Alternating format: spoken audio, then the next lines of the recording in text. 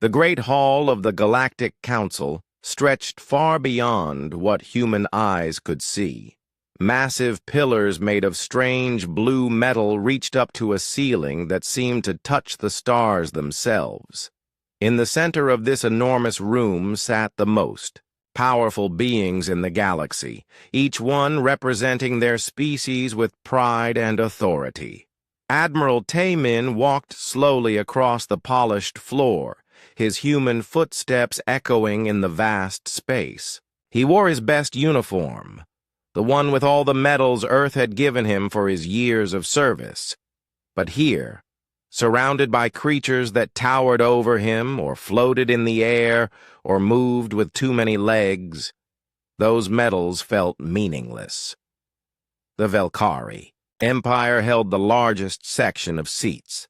Their leader, High Commander Thexnal, was 12 feet tall with skin like silver metal and eyes that glowed red.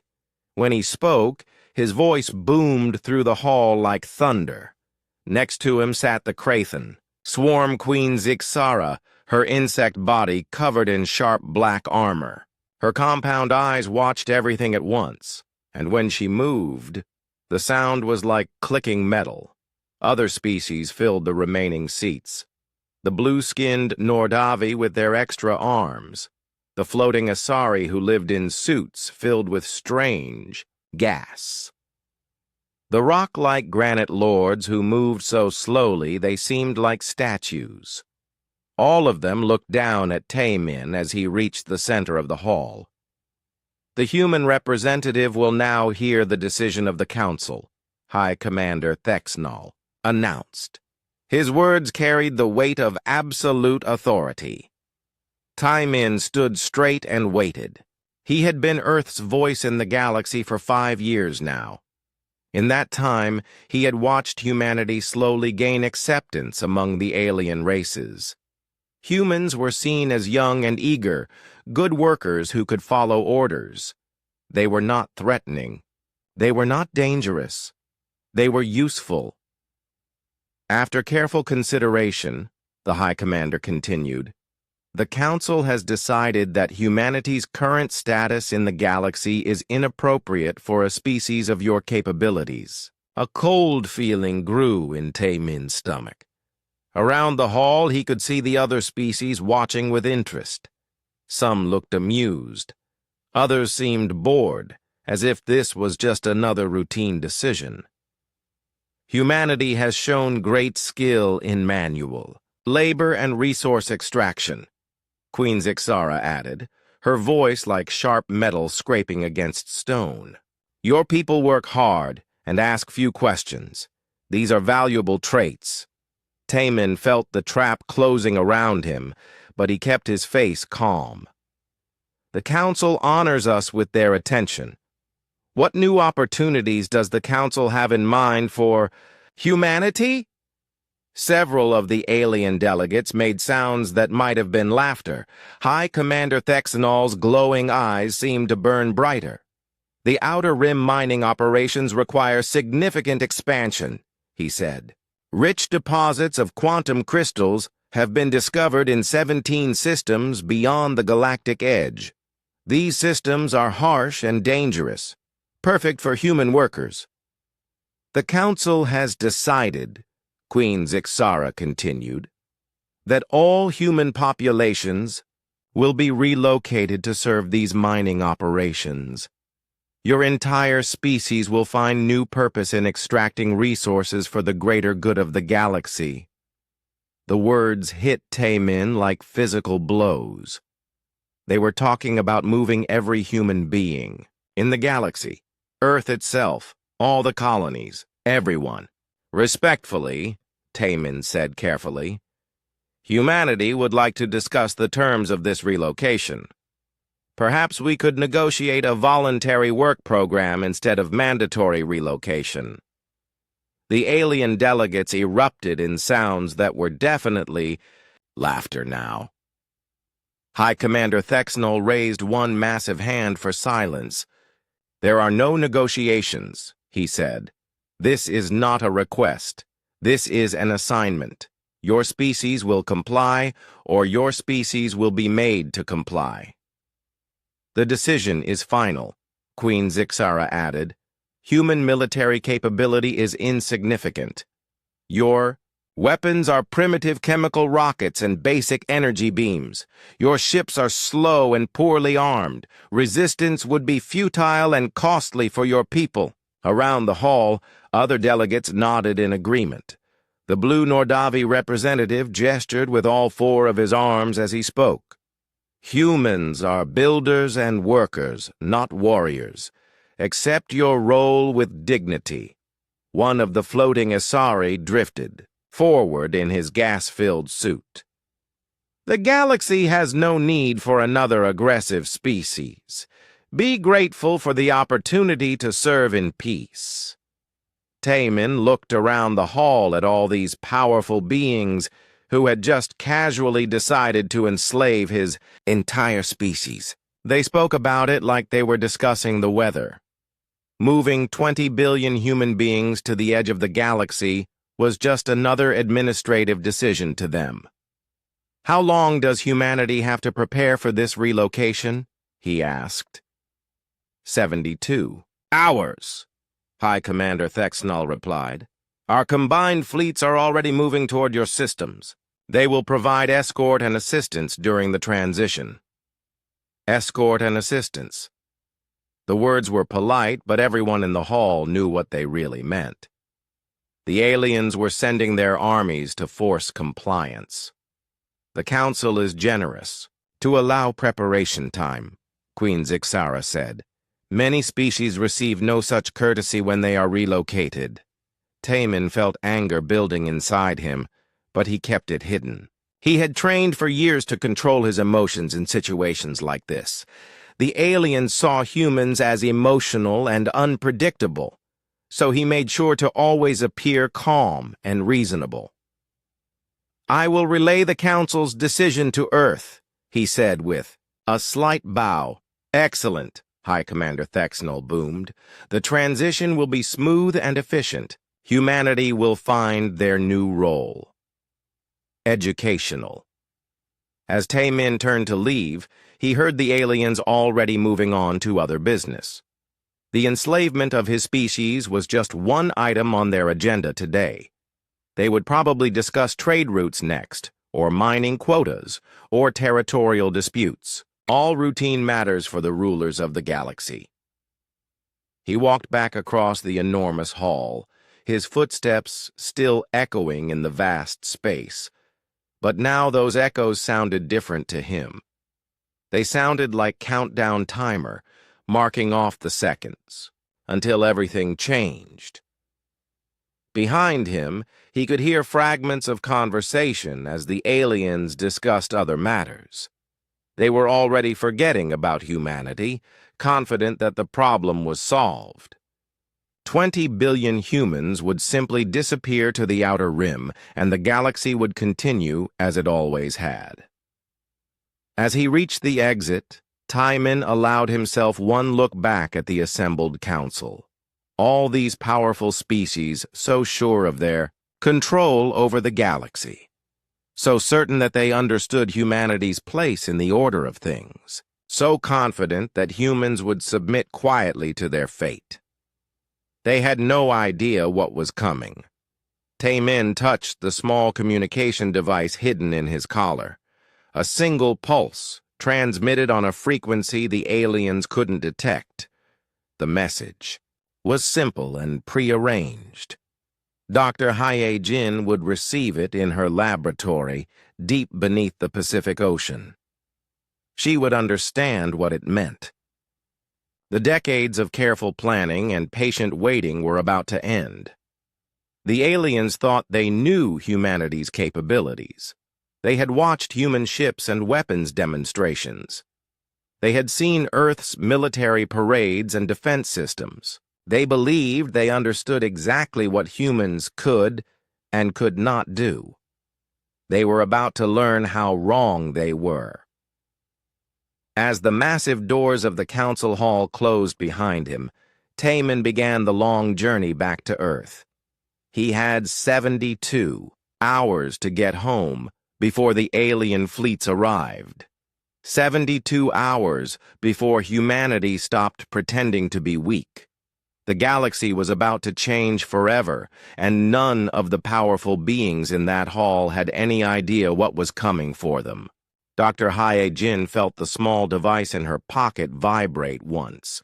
The signal she had hoped would never come, but had prepared for her entire career. She looked up from her research console and saw her reflection in the dark metal walls of the laboratory. 43 years old, 20 of them spent in this hidden facility, waiting for this moment. Around her, the Pacific Deep Laboratory hummed with quiet activity. Most people on Earth had no idea this place existed. Built into a trench 4 miles, beneath the ocean's surface, it housed humanity's most important secrets. The technology that could not be revealed, the weapons that must never be seen, the truth about what humans could really do. She pressed her hand against a scanner on the wall. Red lights flashed as security systems recognized her genetic signature, voice pattern, and retinal scan all at once. A hidden door slid open, revealing a corridor that stretched into darkness. "Computer, activate Protocol 7, she said as she walked. Protocol 7 activation requires authorization from 3 department heads, the computer replied in a calm voice. Emergency override. Admiral Tae-min has sent the final warning signal. Override accepted. Activating Protocol 7. Throughout the facility, alarms began to sound softly. Not the loud, panicked alarms of disaster, but the quiet, steady tones. That meant the waiting was over. Scientists and engineers stopped their work and looked up. They all knew what those alarms meant. Hae-jin reached the main command center where Captain Dong-woo was already waiting. He was younger than her, only 35, but he had been training for this day since he was 18. His uniform looked like a standard Earth Defense Force outfit, but the materials it was made from did not exist in any alien database. How long do we have? He asked. 72 hours before their fleets reach Earth, Hae-jin replied. Tae-min is already on his way back. More than enough time. Dong-woo moved to a control panel and began entering commands. I'll signal all deep stations to begin Phase 1 preparation. Around the galaxy, hidden facilities like this one received the same signal. Asteroid mining stations that were actually military bases, research outposts that were really weapons, platforms, cargo ships that carried equipment far more advanced than anything the aliens had ever seen. For 30 years, humanity had been playing a careful game. Every piece of technology shown to alien species was deliberately outdated. Every military demonstration was carefully designed to appear primitive. Every scientific achievement was hidden behind layers of misdirection. Engineer So Young entered, the command center carrying a tablet filled with data. She was the youngest of the team at 28, but her work had made much of their deception possible. Project Looking Glass is still active across all systems, she reported. Alien sensors continue to read our installations as basic mining and research facilities. They see chemical rockets, fusion reactors, and kinetic weapons. Nothing more. And the real installations? Dong-woo asked. Completely invisible. Quantum phase technology is working perfectly. We could have a battle fleet right next to their ships, and they would never know it was there. Hae-jin smiled grimly. Project Looking Glass had been her idea 15 years ago. Every human facility in space was actually 2 facilities. The fake, one that aliens could see and scan, showing primitive human technology. And the real one, existing in a slightly different dimension, invisible to any scanning technology the galaxy currently possessed. What about our intelligence networks? She asked. So Young scrolled through her tablet. Agent Kim Ho reports from the Velkari homeworld. Agent Nam Jin is still embedded with the Krathen Fleet Command. Agent Wubin has full access to Nordavi. Military planning. We have real-time information on every major alien military unit in the galaxy. For decades, humans had volunteered to work in alien facilities across the galaxy. They were seen as good workers, reliable, and unthinking. The aliens never suspected that many of these workers were actually highly trained intelligence agents, gathering information and placing hidden equipment wherever they went. Weapon status? Dongwu asked. All Sol system defense grids are operational, So Young replied. Quantum disruptors online. Gravity manipulation arrays ready. 0-point energy cannons charged. We have enough firepower hidden in this star system to destroy their entire combined fleet 10 times over. Hyojin walked to a large display screen that showed a map of the galaxy. Red dots marked the positions of alien military forces. Green dots marked hidden human installations. There were far more green dots than red ones. They think they know us, she said quietly. They think humans are young and primitive and helpless. They've watched our public military demonstrations and decided we're no threat to anyone. They don't know about the real demonstrations, Dongwu added. The ones we conduct in deep space where no one can see them. 6 months ago, in empty space beyond the galaxy's edge, humanity had tested their most powerful weapon. A single shot had destroyed an entire moon. The test had been conducted in absolute secrecy, using ships that officially did not exist, with technology that aliens believed was impossible. Computer, show me current alien fleet positions, Hyojin commanded. The display changed to show the galaxy's spiral arms. Massive red formations marked the positions of alien battle fleets moving toward human space. 50,000 ships from 12 different species, all converging on Earth. Look at them, So Young said with disgust. They're not even trying to hide their numbers. They think this will be easy. It will be easy, Dongwu replied. Just not the way they expect. The alien commanders were so confident that they were broadcasting their movements openly. No stealth, no deception, no clever tactics. Just overwhelming force moving slowly and inevitably toward its target. They expected humans to panic and surrender when they saw how outnumbered they were. Hyojin touched another control, and the display showed Earth's immediate neighborhood. Luna, Mars, the asteroid belt, Jupiter's moons. To alien sensors, it all looked normal. Primitive human colonies and mining operations, defended by outdated weapons and small patrol ships. Computer, show me the real tactical situation. The display flickered, and suddenly the space around Earth was filled with defensive installations. Weapons platforms hidden inside asteroids, battle stations disguised as research facilities, entire fleets of ships existing in quantum phase. Space, completely invisible to normal detection. Phase 1 will disable their scanning and communication systems, Dongwu explained. Phase 2 will neutralize their weapons and engines. Phase 3 will demonstrate what human technology can really do. And Phase 4? So Young asked. Phase 4 will depend on whether they're smart enough to surrender, Hyojin replied. She looked at the display showing thousands of hidden human installations throughout the galaxy. Every alien homeworld had human observers nearby. Every major trade route was monitored by human sensors. Every alien military base was watched by human agents. The aliens thought they were the dominant powers in the galaxy. They believed their technology was superior, their weapons unstoppable, their authority absolute. They made decisions about Other species like they were moving pieces on a game board.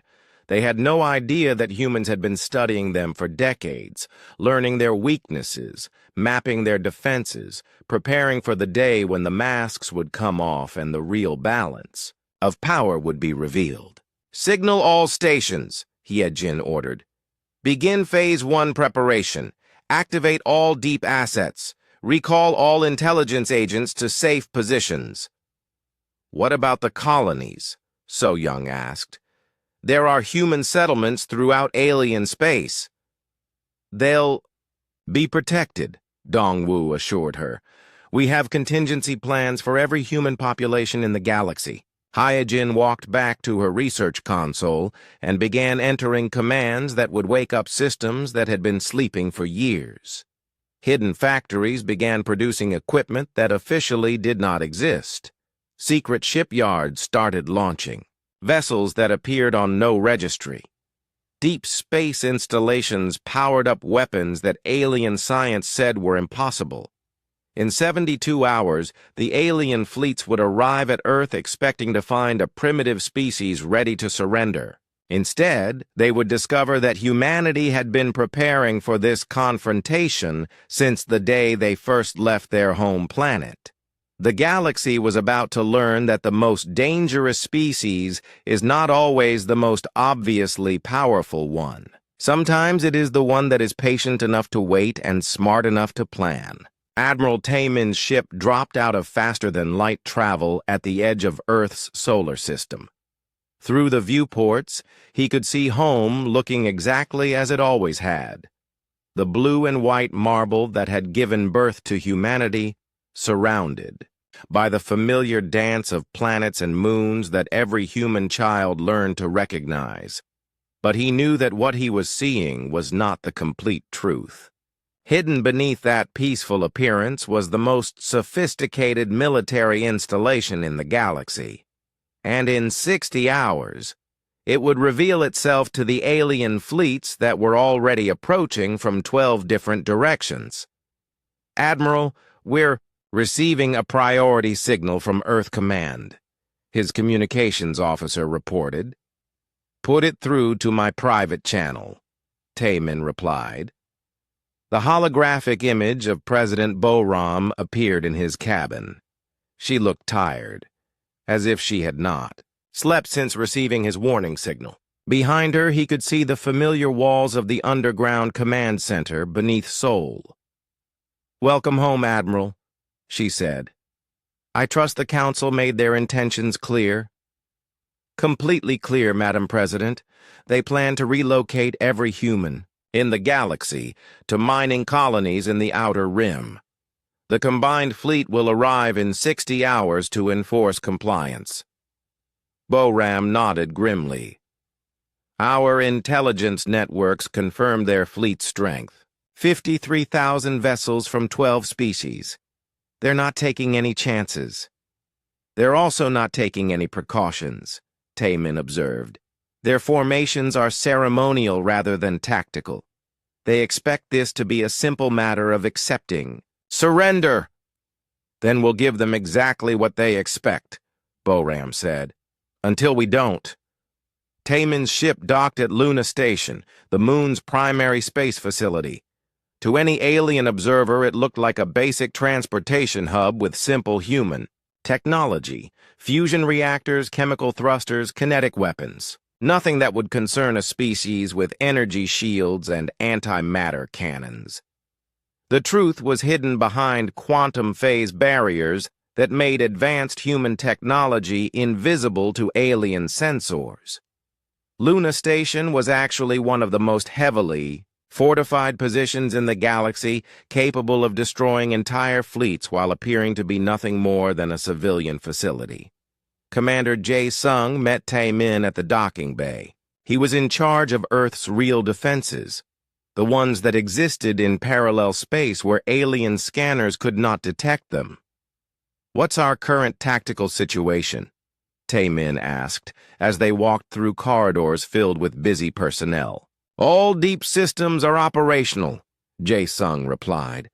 "We have defensive installations hidden throughout the solar system. The asteroid belt alone contains enough firepower to stop their entire fleet. Mars, Europa, and Titan all have hidden military bases. Even Earth's moon has weapons arrays that could glass their capital ships. They entered an elevator that descended far deeper into Luna than any alien visitor had ever been allowed to go. The lower levels housed the real command centers, the ones where humanity planned its actual defense strategies. "What about the performance?" Tae-min asked. "Already in progress," Jae-sung smiled. "Earth's governments are putting on quite a show.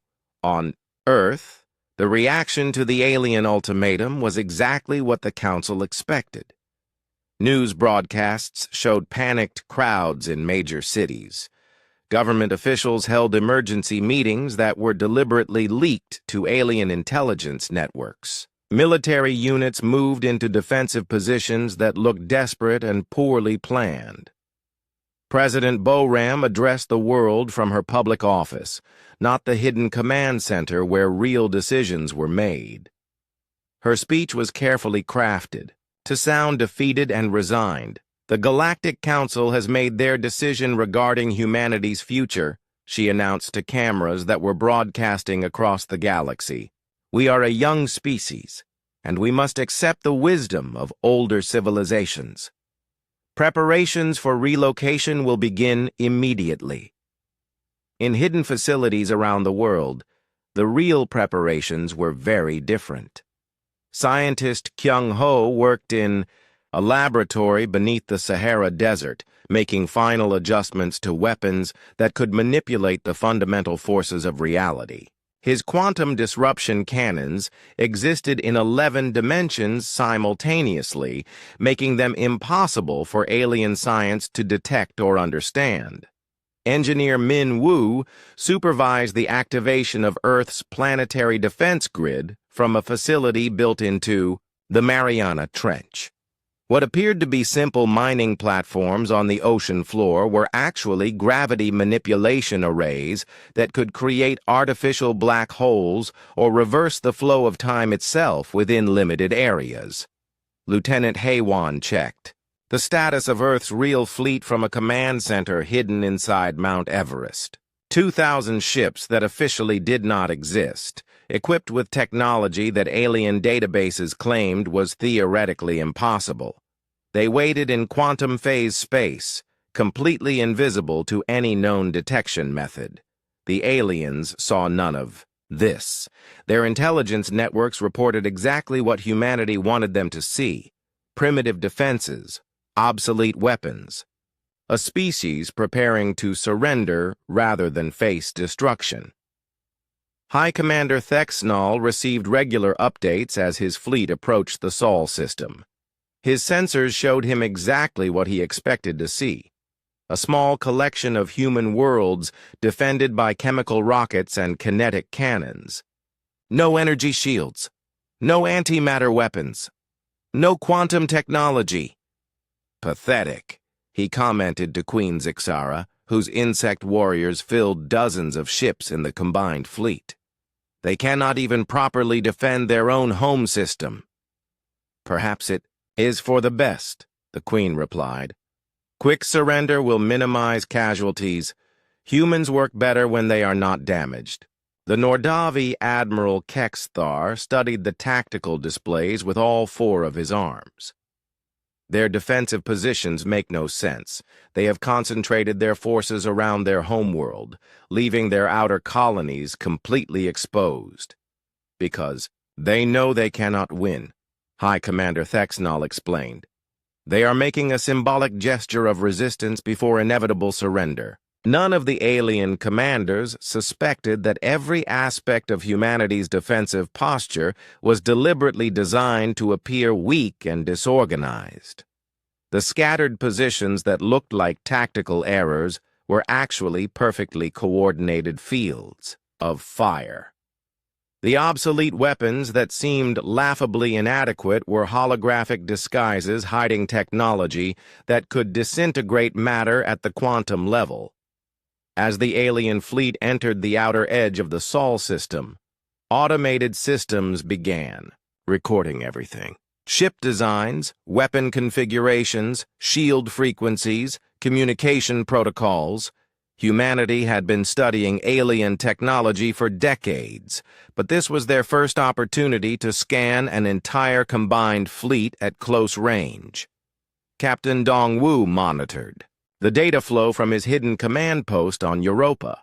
Every alien vessel was being analyzed in real time, their weaknesses cataloged, their defensive systems mapped. By the time the aliens reached Earth, humanity would know exactly how to disable every ship in their fleet. Signal from Earth Command, his communications officer reported. All stations are to maintain defensive positions and continue the deception until further orders. Dongwu nodded. The hardest part was waiting. Every human military officer wanted to reveal their true capabilities immediately, to show these alien invaders what humanity could really do. But the plan required patience. The aliens had to be drawn in completely, committed to their attack before the masks came off. On Earth, President Boram held another press conference. This time she appeared to be struggling with tears as she spoke about humanity's future. "We have contacted the Galactic Council requesting more time for evacuation procedures," she announced. "Unfortunately, they have denied this request. The fleet will arrive in 30 hours, and we must be prepared to comply with their directives." The performance was flawless. To alien observers, humanity appeared to be a species facing its darkest hour, led by politicians who had run out of options. The panic in the streets looked real, because most humans did not know about their hidden defenses. Only a few thousand people across the entire species knew the truth about what was coming. Admiral Taemin returned to his quarters on Luna Station and activated a secure communication channel. Dr. Hyajin appeared on his screen, surrounded by the advanced technology of the Pacific Deep Laboratory. "Final status report?" he asked. "All systems optimal," she replied. "We are ready to proceed with Phase 1 on your signal." "And our people in alien space?" "All intelligence agents have reached safe positions. All human colonies have been secretly evacuated to protected facilities. When the shooting starts, every human in the galaxy will be somewhere the aliens cannot reach them." Taemin looked out through his viewport at the approaching alien fleet. Their ships were visible now as points of light growing brighter against the stars. 53,000 vessels carrying the military might of 12 different species, all confident that they were about to accept the surrender of a primitive species that could not possibly resist them. They had no idea that they were flying into the most sophisticated trap in galactic history. In 30 hours, every assumption they had ever made about humanity would be proven wrong. The species they thought was weak and helpless was about to demonstrate why patience and planning were more powerful than simple overwhelming force. Tatori's moment was almost here, the moment when humanity would stop pretending to be something they were not. The alien fleet filled the space around Earth like a swarm of metal insects. 53,000 ships of every size and design, from massive Valkyrie dreadnoughts to swarms of Krathan fighter craft. They moved in perfect formation, confident, in their overwhelming numbers and superior technology.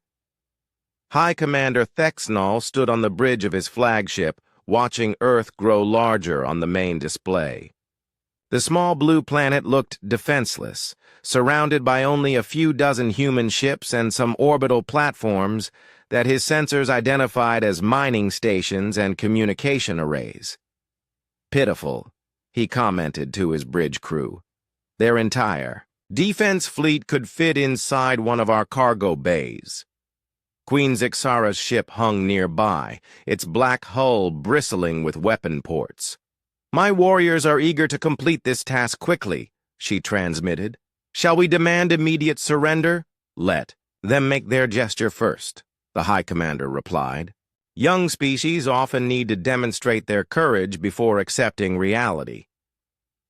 On Earth, President Boram sat in what appeared to be a crisis meeting with her military advisors. The room was deliberately set up to look desperate and disorganized, with officers rushing around carrying reports and speaking in urgent whispers. Alien intelligence networks recorded every word, every gesture, every sign of human panic and confusion. Madam President, General Il-sung announced loudly enough for hidden alien listening devices to pick up. Our defense platforms are reporting massive alien fleet strength. We are outnumbered 2,000 to 1. What are our options? Boram asked, her voice carefully crafted to sound hopeless. We could attempt to negotiate, suggested Admiral Jinwoo, reading from a script that had been prepared months in advance.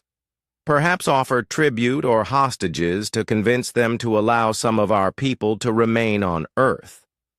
The conversation continued for 20 minutes, painting a picture of human leadership desperately searching for any alternative to total surrender.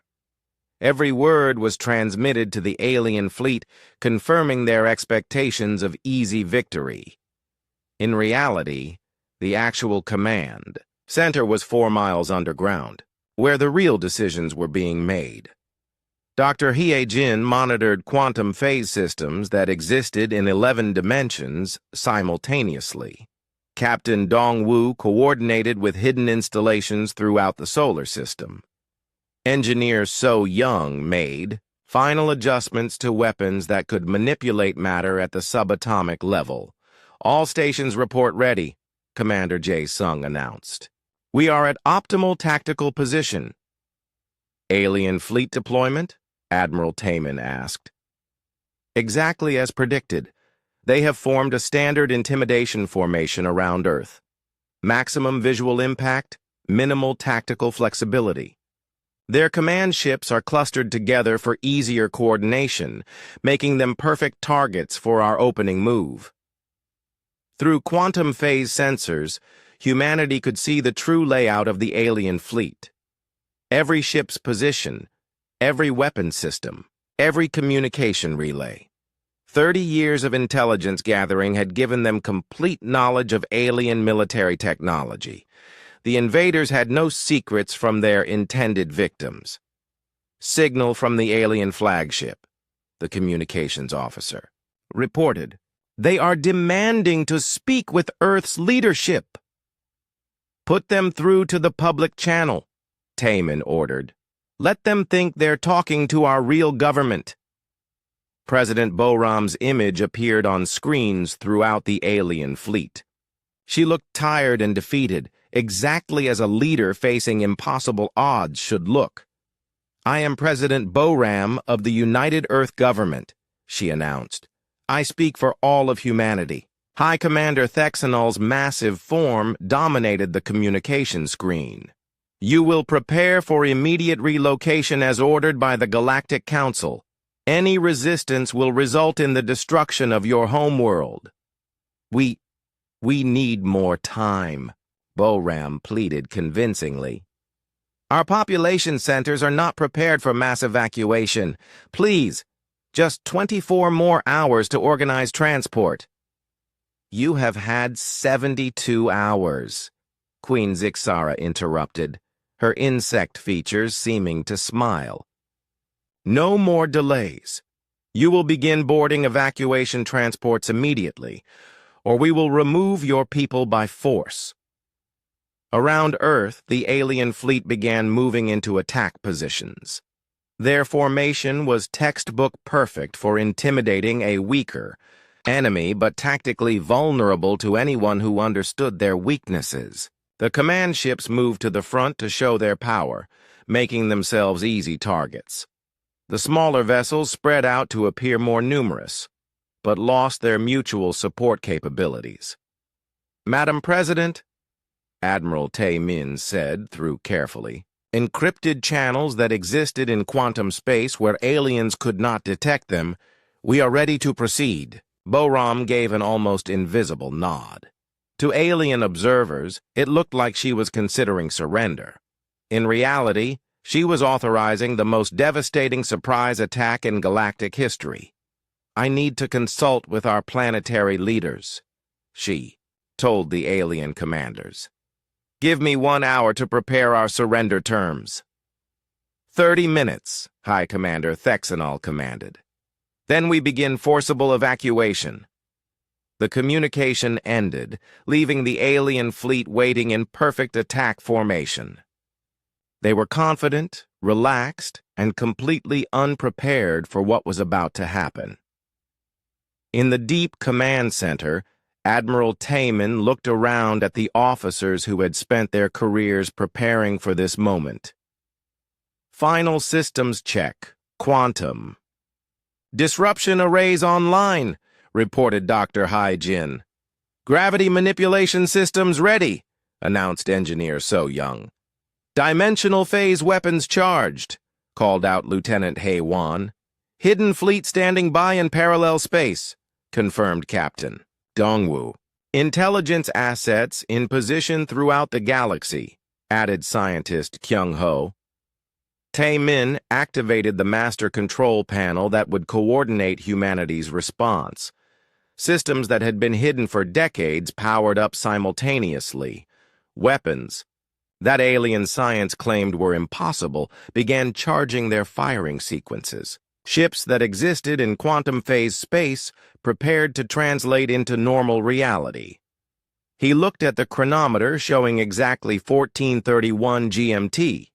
In 60 seconds, humanity would stop pretending to be weak.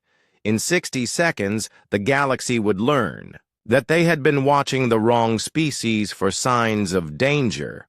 "All stations," he announced across secure quantum channels that connected every human installation in the galaxy, "prepare for Protocol Omega activation."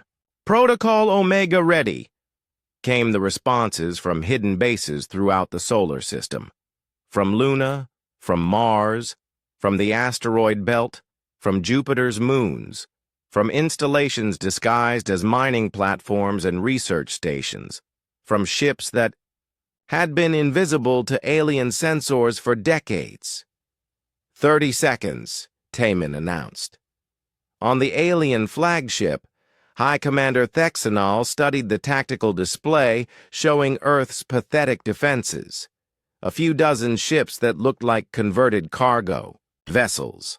Some orbital platforms that appeared to be communication arrays. Nothing that could threaten even the smallest vessel in his fleet. "Prepare to accept their surrender," he ordered his bridge crew. "This has been almost disappointingly easy."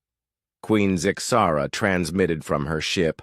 "My warriors are ready to begin. Evacuation procedures. The humans will make excellent workers once they understand their new place in the galaxy." Neither of them noticed the subtle changes beginning to occur around Earth. Energy readings that made no sense.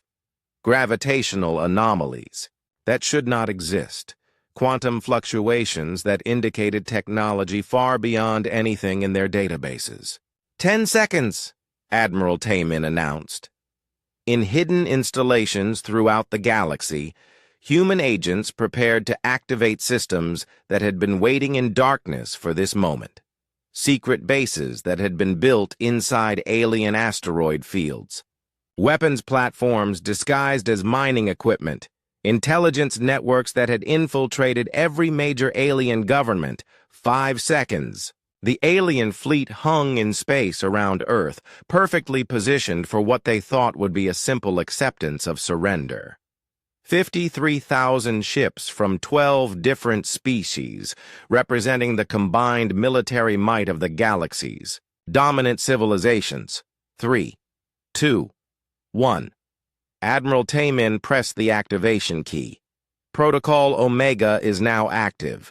Across the galaxy, humanity stopped pretending to be something they were not. The greatest deception in galactic history ended in a single moment. And the universe would never be the same again. The first thing the aliens noticed was that their sensors stopped working. High Commander Thexanol stared at his tactical display as every piece of information about the space around Earth simply vanished. One moment his screens showed detailed scans of human ships and orbital installations. The next moment showed nothing but empty space filled with error messages. "Report!" he commanded his bridge crew.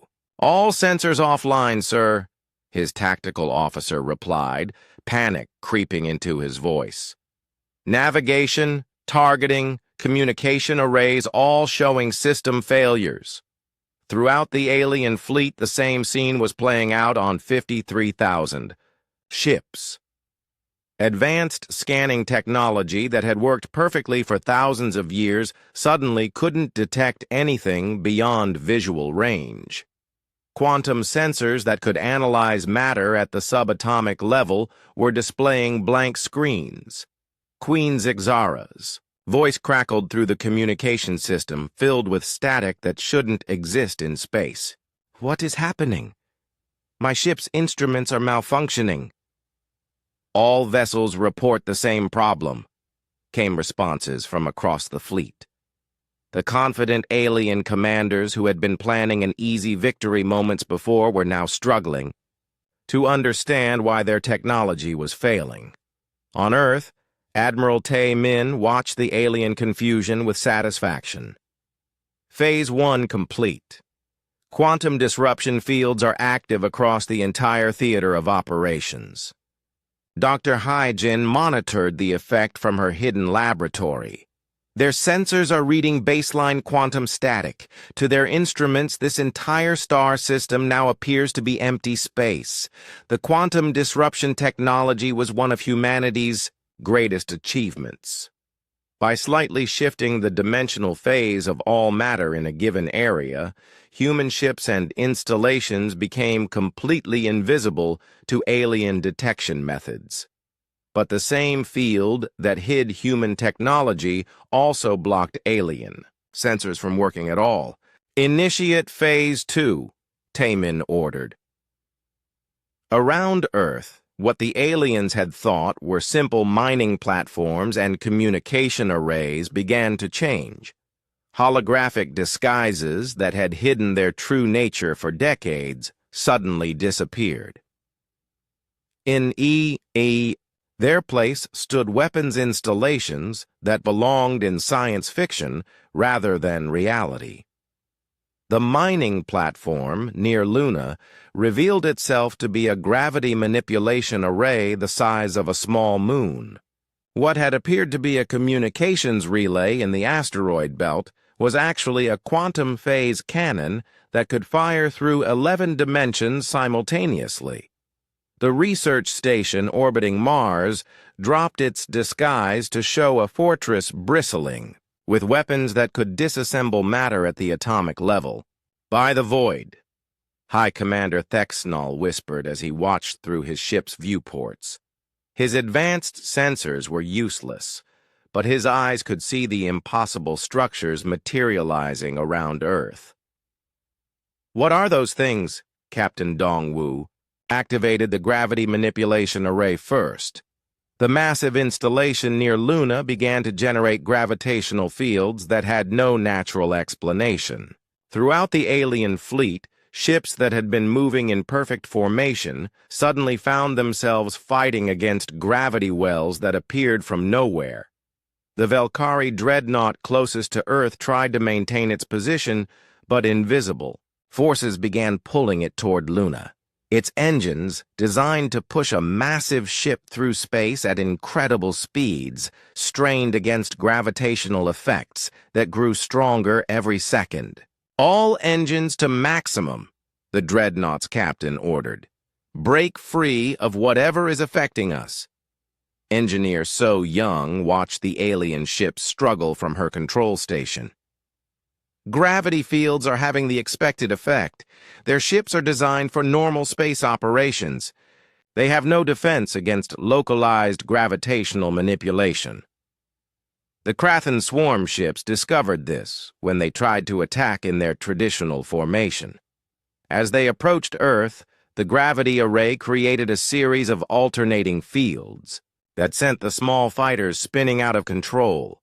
Some were pulled together and crashed into each other. Others were flung away from Earth at speeds that overwhelmed their navigation systems.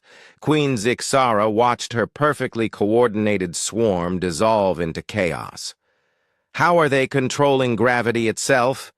This technology should not exist. Phase 2 is proceeding as planned, Commander Jae Sung reported to Admiral Tae Min. Alien formations are disrupted. They are no longer capable of coordinated attack. But the real demonstration was just beginning. Lieutenant Hae Won activated the quantum phase cannon hidden in the asteroid belt. The weapon existed in 11 dimensions, simultaneously making it impossible for three-dimensional shields to block its effects. When it fired, the energy beam passed through the alien fleet's defensive barriers as if they didn't exist. The beam struck a Nordavi battlecruiser directly. For a moment, nothing seemed to happen. Then the ship's hull began to dissolve at the molecular level. Metal became gas, which became individual atoms, which became quantum particles that dispersed into space. The entire process took exactly 30 seconds. When it was over, a ship that had carried 3,000 alien warriors simply no longer existed. No explosion, no debris, no trace that it had ever been there. Report from Nordavi Battle Group 7, came a terrified voice over the alien communication channels.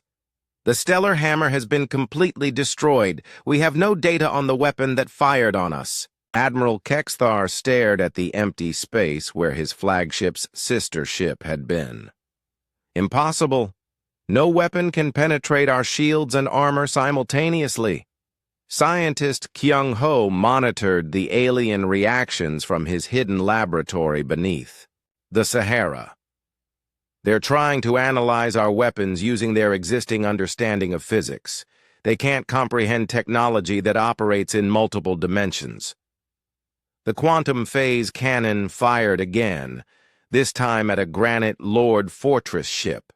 The massive vessel, built from living rock and defended by shields that could stop antimatter blasts, simply began to fade away as its molecular structure was converted to energy and dispersed across space. 2 ships destroyed, reported Captain Dong-Woo. Alien fleet cohesion is collapsing. Throughout the alien fleet, panic was spreading faster than their commanders could control it. Ships that had approached Earth in perfect confidence were now fleeing in every direction, trying to escape weapons they couldn't understand or defend against. But there was nowhere to run. Engineer Min Woo activated the planetary defense grid that had been hidden beneath Earth's oceans for 20 years. What had appeared to be simple mining platforms on the sea floor revealed their true nature as dimensional stabilizers that could trap objects in normal space. The fleeing alien ships discovered that they could no longer enter faster-than-light travel. The space around Earth had been locked into 3 dimensions, preventing any escape through hyperspace or warp fields. They were trapped in a star system with weapons that could destroy them at will. "We cannot retreat," High Commander Thexnell announced to his fleet. "All ships attempt to locate and destroy the source of these impossible weapons." The aliens began firing blindly into space around Earth, hoping to hit the human installations they could see, but not scan. Energy beams and antimatter torpedoes filled the void, creating brilliant displays of destructive power. None of their shots hit anything important. Dr. Haya Jin smiled as she watched the alien weapons pass harmlessly through the space where human installations appeared to be located. Dimensional phase shift is holding. Their weapons are firing at targets that exist in parallel space. They might as well be shooting at shadows. The human weapons installations existed in the same dimensions as their targets only at the moment of firing, The rest of the time, they were untouchable, invisible, and completely safe from any retaliation. Lieutenant Haywan fired the quantum phase cannon again. This time, the target was one of the Asari command ships, its crew floating in their gas-filled environment suits. The ship dissolved just like the others, its exotic matter and energy systems offering no more protection than conventional armor. "How many more demonstrations do we need?" Admiral Taman asked. "The psychological effect is more important than the tactical one," replied Dr. Haijin. "We want them to understand that resistance is futile before we reveal the full extent of our capabilities." Captain Dongwu adjusted the gravity manipulation array to create a small artificial black hole near the center of the alien fleet.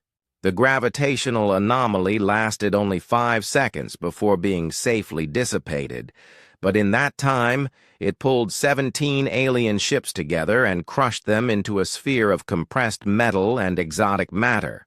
The demonstration was clear. Humanity could create and control black holes at will. "By all the gods of space," whispered Admiral Kexthar. "They can manipulate the fundamental forces of reality itself." Throughout the alien fleet, commanders who had been confident of victory minutes before were now struggling to comprehend what they were facing. Every assumption they had made about human technology was proving to be completely wrong. These were not the primitive weapons of a young species. These were technologies that the galaxy's most advanced civilizations claimed were impossible. Humans were demonstrating casual control over forces that alien science barely understood in theory. "Signal all ships," High Commander Thexanol commanded. "Attempt to withdraw to minimum safe distance." High Commander Thexanol tried to contact the Galactic Council, but his communication systems were as useless as his sensors.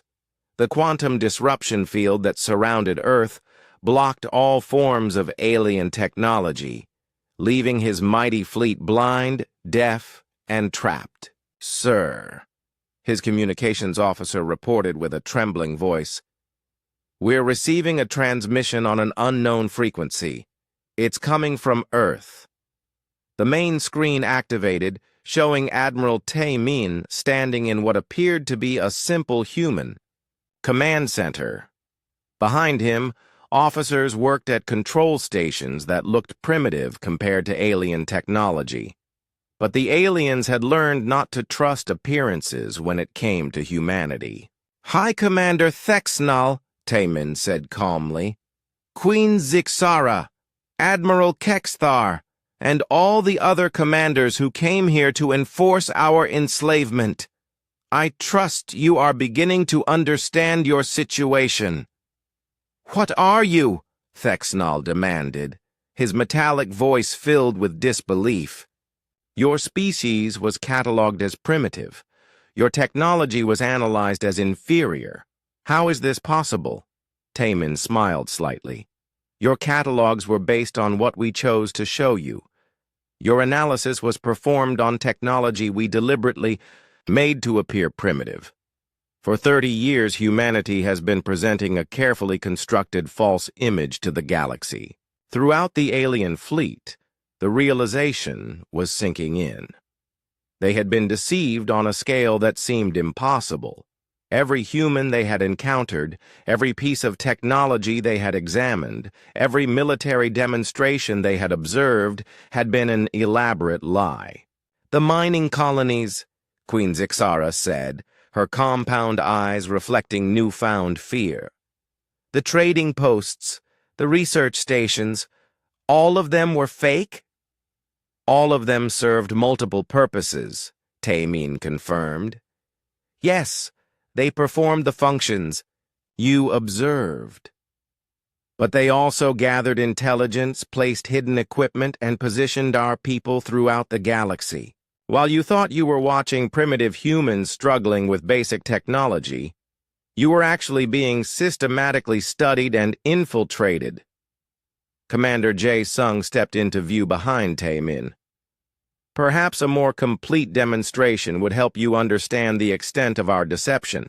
On cue, hidden installations throughout the galaxy began to reveal themselves.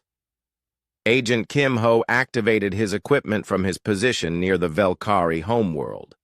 What the aliens had thought was a simple communication relay suddenly transformed into a massive weapons platform that had been hiding in their most secure star system for 15 years. Impossible, High Commander Thexanel breathed as his sensors detected the activation. That installation was inspected by our best engineers. They confirmed it was primitive human technology. Your best engineers saw exactly what we wanted them to see, Taemin replied. Holographic projections covering quantum phase installations. Your inspections were very thorough of equipment that did not actually exist. Agent Nam Jin revealed his position with the Krathen Fleet Reserves. The supply depot that had been serving the insect warriors for a decade dropped its disguise to show a fortress that could destroy their entire home fleet from inside their own defensive perimeter. Queen Zixara's mandibles clicked in distress. You have infiltrated our core systems. How many of our installations are compromised? All of them, Dr. Haya Jin replied as her image joined Taemin on the screen. Every major alien military base has human observers. Every strategic location has hidden human equipment. Every government has been penetrated by our intelligence networks. To prove the point, she activated a display showing the galaxy from humanity's perspective. Green dots marked human installations. There were thousands of them, spread across every major star system, hidden inside alien defensive perimeters, placed in locations that should have been completely secure. For 3 decades, she continued, humanity has been building a parallel infrastructure throughout the galaxy. While you thought you were dealing with a primitive species, we were actually preparing for this exact situation. Agent Wu Bin demonstrated from his position near the Nordavi military headquarters. The research station that had been studying their technology for 20 years revealed itself as a monitoring post that had been recording every secret military development, every strategic plan, every defensive weakness. Admiral Kexthar stared at the tactical display showing human installations throughout Nordavi space. You know everything about our military capabilities? We know everything about all of your capabilities, Engineer So Young confirmed as she joined the growing group of humans on the screen. Ship designs, weapon specifications, shield frequencies, communication protocols. We have complete technical documentation of every piece of technology in your fleets. The psychological impact was devastating. The alien commanders were realizing that they had not just underestimated humanity's military power, they had been completely outmaneuvered on every level. While they had been making plans based on false information, humanity had been operating with perfect intelligence about their every move.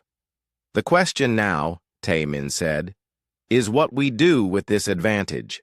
Scientist Kyung Ho activated hidden systems throughout the galaxy.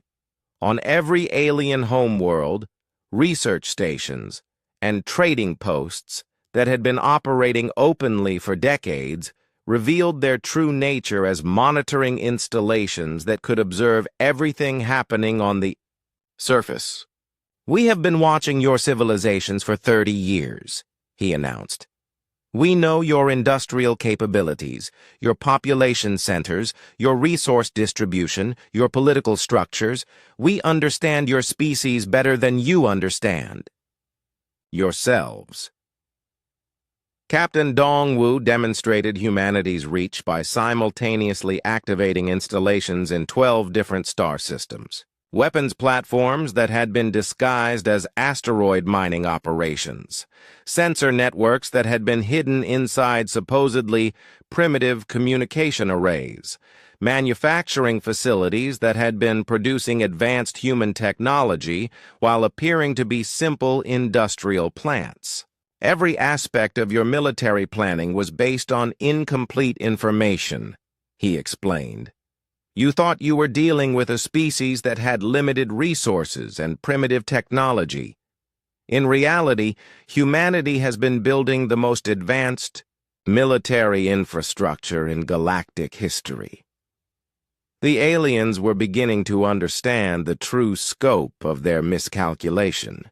They had not just attacked a weak species, hoping for easy victory. They had walked into a trap that had been 30 years in the making, prepared by a civilization that had been systematically outmaneuvering them since first contact. "What do you want?" High Commander Thexanol asked finally. "What we have always wanted," President Boram replied as her image appeared on the screen. "Peace, prosperity, and the right to exist without interference. The difference is that now we are in a position to guarantee these things for ourselves." "And for others," Admiral Taemin added. "The galaxy has been dominated by species that use force to impose their will on weaker civilizations. That era is ending." Lieutenant Haywan demonstrated by activating monitoring stations near the slave colonies that several alien species maintained in the Outer Rim. "We are aware of every injustice, every act of oppression, every species that has been forced into servitude by those who claim to be more advanced." Engineer Min Wu showed the alien commanders the true extent of human manufacturing capability. Hidden factories throughout the galaxy that had been producing equipment while disguised as simple industrial facilities. Shipyards that had been building fleets while appearing to construct basic cargo vessels. Resource extraction operations that had been supplying human military needs while reporting primitive output to alien overseers. Your economic data about human capabilities was as false as your military intelligence, he explained. "We have been operating at approximately 1% of our actual capacity, maintaining the illusion of a struggling young civilization while building the resources necessary for this moment." The revelation was complete. Humanity had not just hidden their military power. They had concealed their entire civilization, presenting a false image of weakness while building capabilities that exceeded anything the galaxy had ever seen.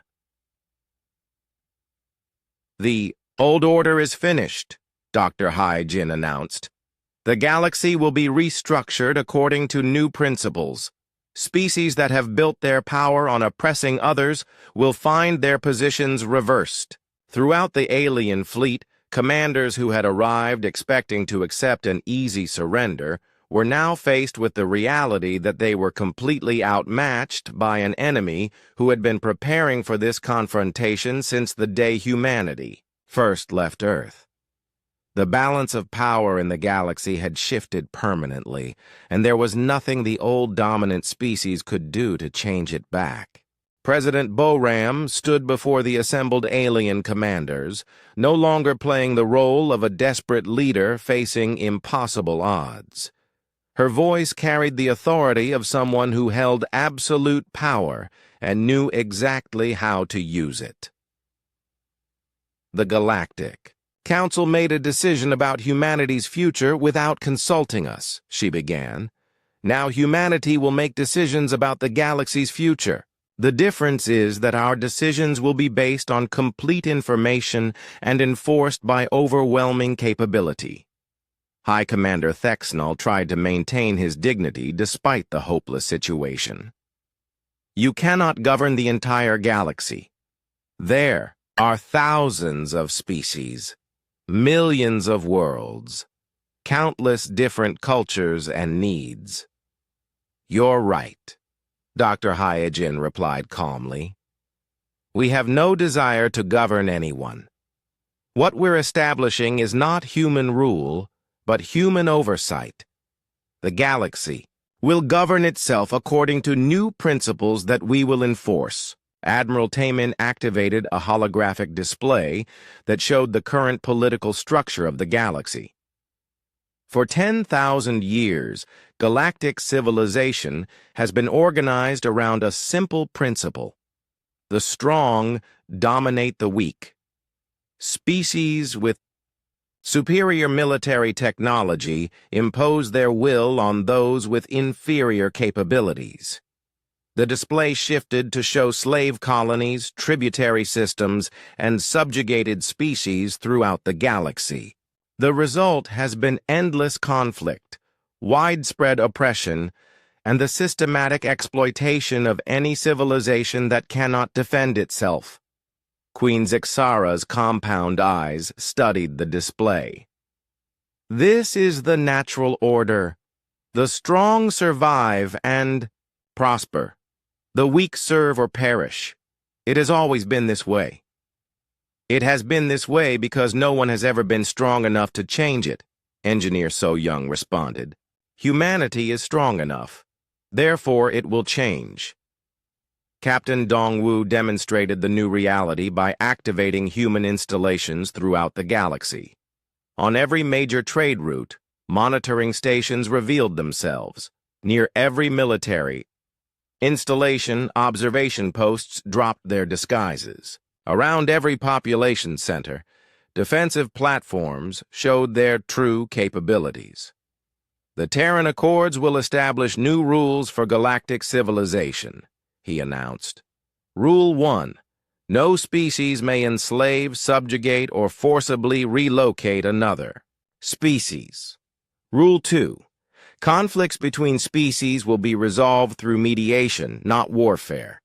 Rule 3. Any species that attempts to use military force against civilians will face immediate intervention. Admiral Kexthar gestured with all four of his arms in a display of frustrated anger. Impossible! You cannot monitor every system, prevent every conflict, intervene in every dispute. The galaxy is too vast, too complex. Is it? Scientist Kyung Ho asked as he activated a comprehensive sensor network that humanity had been building for 3 decades. The display showed real-time monitoring of every major star system in the galaxy. We have been watching everything for 30 years. We know where every fleet is located, where every weapon is stored, where every government makes its decisions.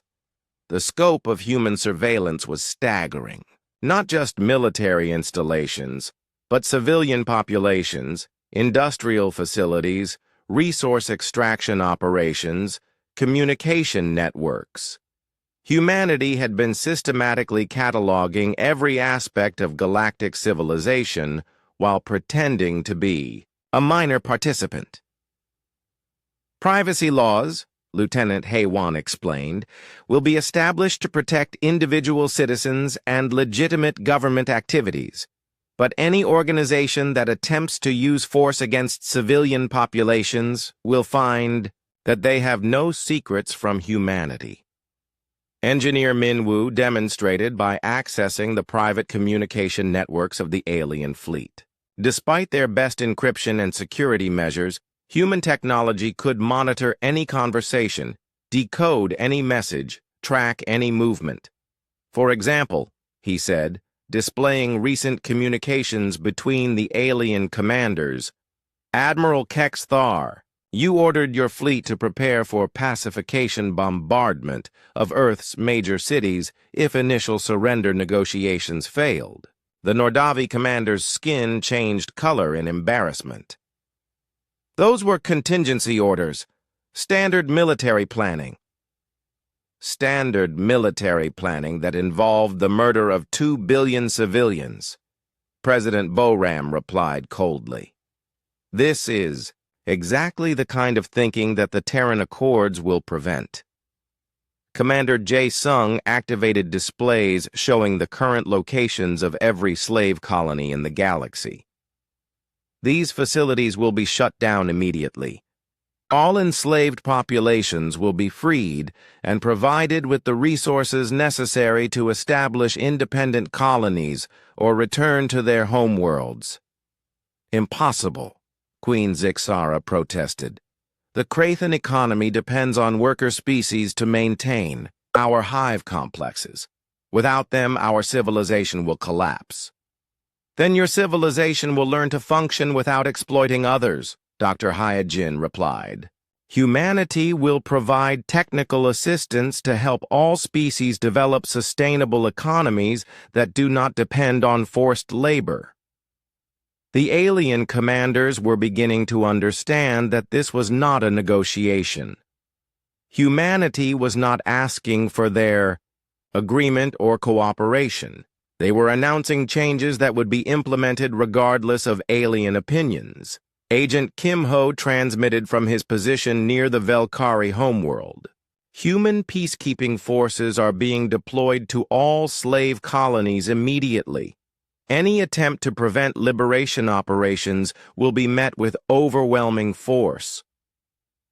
Throughout the galaxy, human installations that had been hidden for decades began revealing their true military capabilities.